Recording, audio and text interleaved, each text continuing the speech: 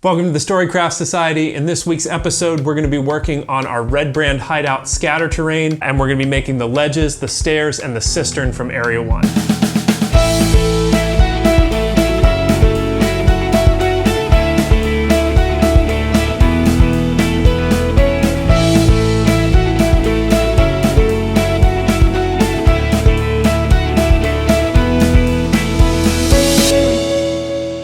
Welcome back to the channel. My name is Garmin, and this week we're going to be working on some scatter terrain for our REDBRAND HIDEOUT set. So over the last couple of weeks, we've been working on this. The first week was dungeon tiles. The second week was cave tiles. I'll link both of those videos in the description below. But this week we're starting to bring all the details and finer things that make this set all come together. So this week we're going to be making the ledges and the stairs all from Area 1, as well as the cistern that's kind of the focal piece of that room. All super small, simple projects that really make the set come to life. So let's do it.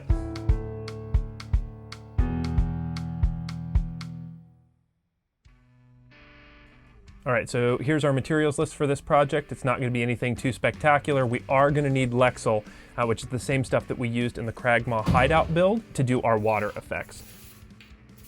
So we're going to start by drawing out the shape of the base for the cistern.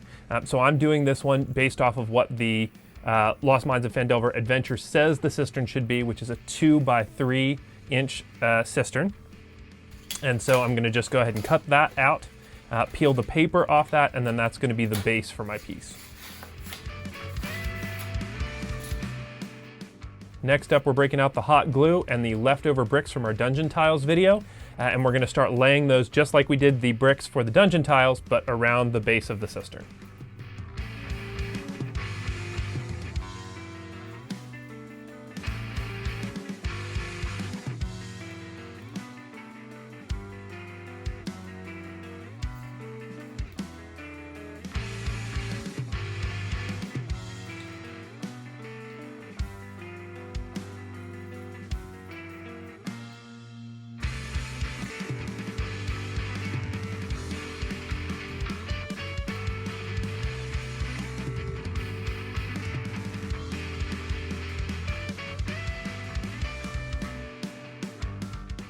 Once you have the first course of brick done, it should look just like this.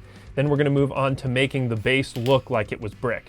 So we're going to offset cut our brick shapes into the base now. So it's going to look like that bottom row is all bricks also, but we still have that solid piece so we can put our water inside.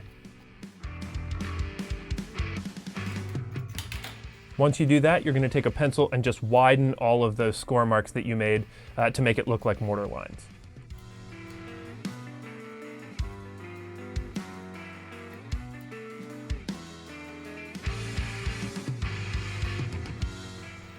Then we're going to pull out the tinfoil ball and we're going to texture all of those bottom bricks so that now they have the same brick texture as our upper bricks.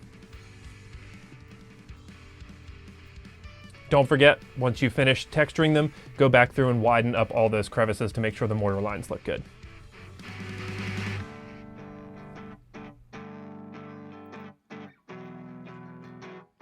Now we're ready for another course of bricks, and we're going to do the exact same thing. We're going to make sure to offset them from our first row of bricks, but then we're going to lay that whole entire second row. So from the outside, it will look like it is 3 bricks high, but on the inside, it will only be 2 bricks high.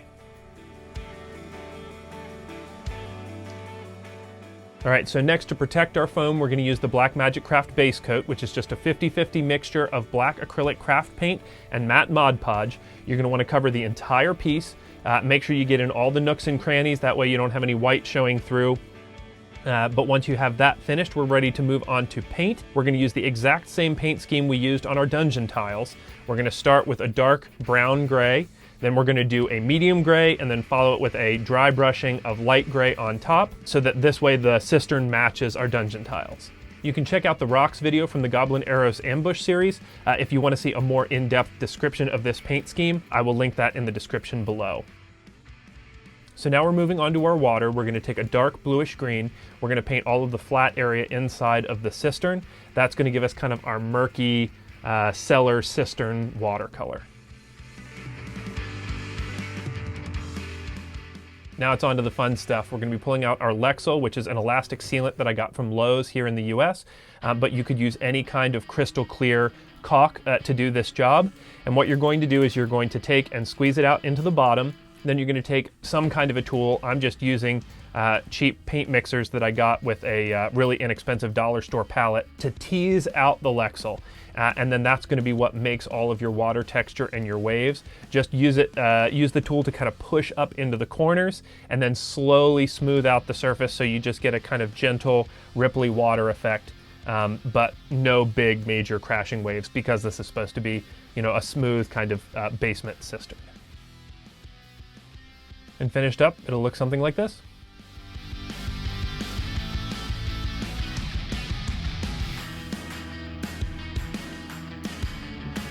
Okay, so Area 1 in the Red Brand Hideout has this upper ledge area that descends down into Area 1. So my idea for what I was going to do to come up with that, so I didn't make things too much more crowded and unnecessary, is that I made these 1 inch by 1 inch by 3 inch, and in some places 4 inch strips that just stack up on the walls of our dungeon tiles. And then I made these 1 by 1 by 1 area that we're going to carve into steps that will fit on either side of those, and as soon as we leave that area and our players are ready to go, we just bunk, bunk, bunk, bunk, bunk, and pull all that off, and our sight lines are visible again. So let's get into making these. So because we want this to look like rough-hewn stone ledges that are down in a basement, we want to take a pencil and knock all of the sharp edges off of the corners of these blocks.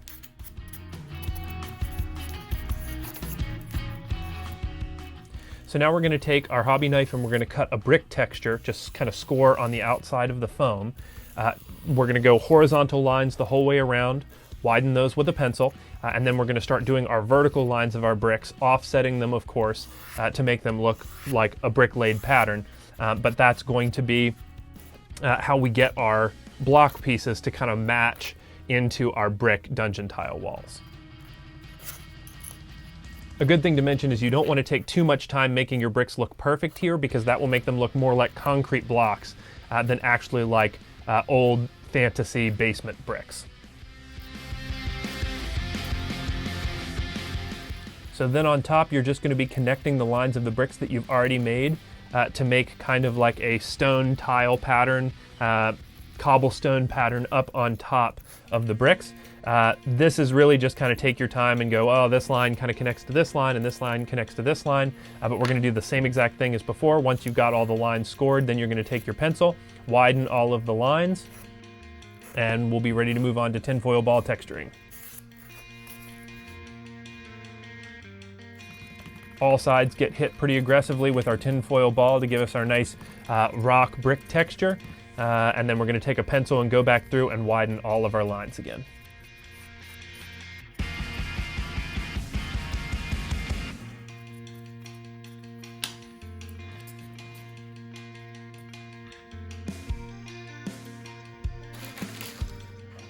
And now we're going to make these match the rest of our set. We're going to use the same paint scheme we've been using pretty much on all of these pieces, which is going to be a coating of Blackmagic Craft base coat first, then a dark gray-brown, a medium gray, and a dry brushing with a light gray, and they should match the rest of our set perfectly.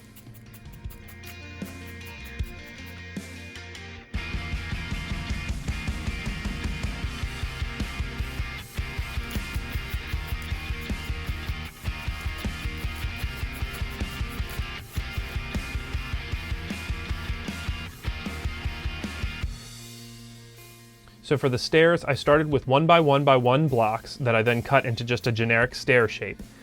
So now what I'm going to do is I'm going to go in and smooth all the edges off just like I did for the ledges. This is just maybe a little bit more tedious because you have more little crevices and things that you've got to hit. But once you've got that done, then we're going to start scoring our brick pattern into these little tiny stairs. This is going to go basically exactly the same as the ledges did. You just take your time, do all your horizontal lines first. Once you have all of those done, widen them with a pencil. Then you're going to go in and score all of your bricks with the vertical lines then, making sure you take your time to offset all of those and make sure that they look nice, or as nice as you can make them look.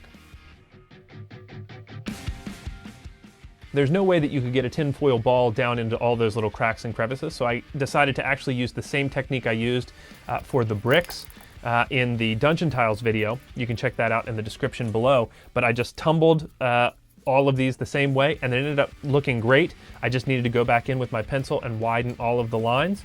And as soon as that was done, then we were ready for paint, which is the exact same paint scheme we've used. Blackmagic Craft base coat with our dark gray brown, to our medium gray, to our dry brushing of light gray. And they turned out like this, looking great. We have awesome ledges that then we can just pull away, and we don't have to worry about them blocking sight lines. All right, so there you have it. We have all of our scatter terrain finished. Oh wait, no we don't, because actually next week we're doing another scatter terrain video, but we're gonna be doing some important stuff. We're gonna be doing dungeon doors and beds and things like that that really help to dress your dungeon up. So be on the lookout for that next week. If you haven't had a chance to check it out, we released a layout guide that shows you how to make the Red Brand Hideout in a 3x3 gridded system. We released that over on Drive-Thru RPG. I'll put a link to that in the video description below. If you like these videos, please leave a like down below. Leave me a comment to let me know what you think. Please subscribe to the channel if you haven't already. Hit the notification bell if you want to know when our videos go live every Thursday. But other than that, until next week, I'll be seeing you.